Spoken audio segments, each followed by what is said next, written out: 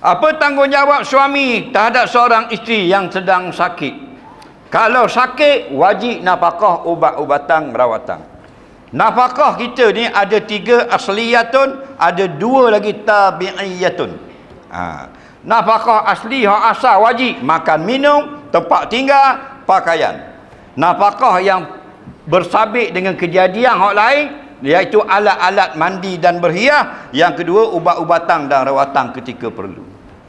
Maknanya kalau bini kita sakit, nak pergi cabut gigi, kena 100 riyal, suami wajib bayar. Nampak? Jangan main-main. Nampak? Jangan main. Aku tak mau bayar. Aku tak mau bayar. Peluk nak. Faham? Apa dah tidur dengan ayang?